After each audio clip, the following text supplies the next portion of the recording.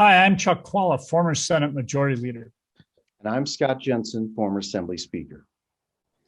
And we're the insiders. So, Scott, winners and losers this year. Who are your political winners in the state of Wisconsin? I've got one Republican winner and one Democratic winner, and it's the same issue that involves them.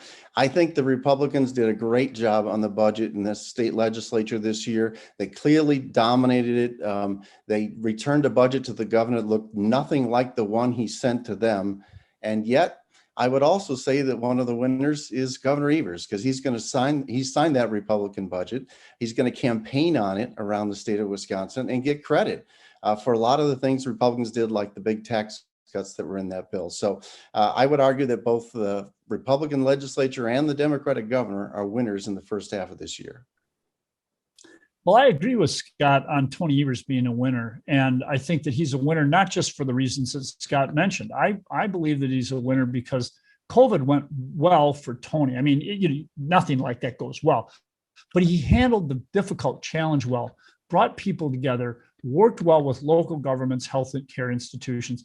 And so I think coming out of the COVID in a good position, also with a good economy, it always helps an incumbent governor. So it's huge for him. Let me go off the grid a little bit here on the winners. I think that it's somebody kind of on the edge of the political system, and that is Justice Hagedorn.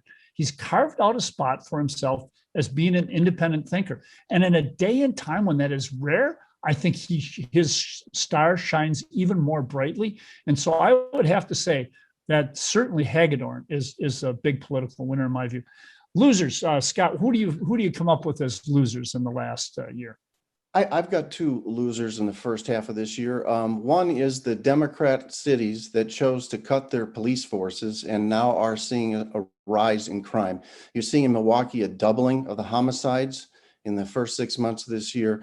You are seeing a near doubling of homicides in Madison. Both of those cities and mayors chose to reduce resources to the police department, fewer officers on the street, and that has been the result, an increase in violent crime. The other one I would say is someone I earlier this year said I thought she was going to be the dominant player, the rising star in the Democrat primary for the United States Senate, and that's Sarah Godlewski. I still think she has a chance to win that thing, but she's tripped several times here at the start. The mistakes inflating her resume, claiming something she can't prove, that she saved tens of millions of dollars at the Defense Department. Some of the not voting in 2016, even though she was working for Hillary's campaign and encouraging people to vote. I think that's generated a series of unfavorable stories when I thought in this period of time, she'd be doing much better. She can still pull it out. She's been endorsed by Emily's List. She's the only woman with political experience in the race, but she has not performed as well as I thought she would in the first 6 months. I would say two losers. Number one, and this is not something which will be obvious now, but I think over the years it will really come back to bite him, and that is Robin Vos engaged in promoting the big lie. It's one thing to live with it and be silent about it, and to have some obligation in the future for people saying, why didn't you speak up? It's an entirely different thing to promote the big lie. This Gableman study on the elections is a serious mistake. It's a serious mistake about democracy, and he will not be judged well by history on it. So Robin Vos, number one political loser. But the biggest political loser in terms of where he will be next year during the election is definitely Ron Johnson. Oh my God, he is a promoter of the big lie. He doesn't believe in vaccines and that COVID is a serious thing. This guy is just off the deep end in so many ways, and he exhibits it so frequently and has done so frequently over this past year. The only thing that is really wild about this is that he still is in a somewhat competitive position next year, but he will pay the price at the polls next year. But this guy is.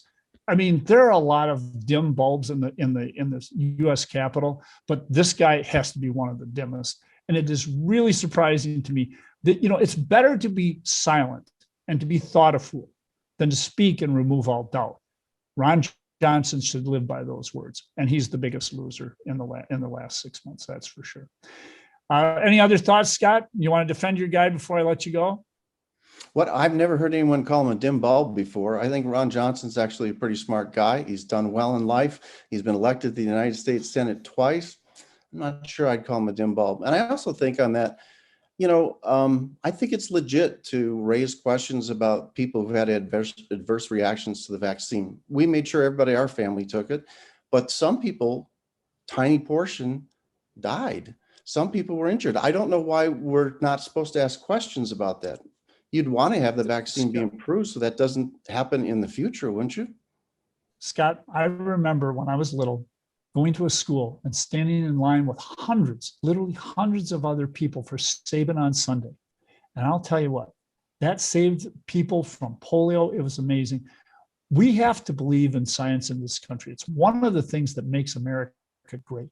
And to have a guy like Ron Johnson in that position of power, having people overall question it, not good. Science But begins by asking questions. nothing wrong with questions, but the way he does it and the position he's in, it's not good for our country.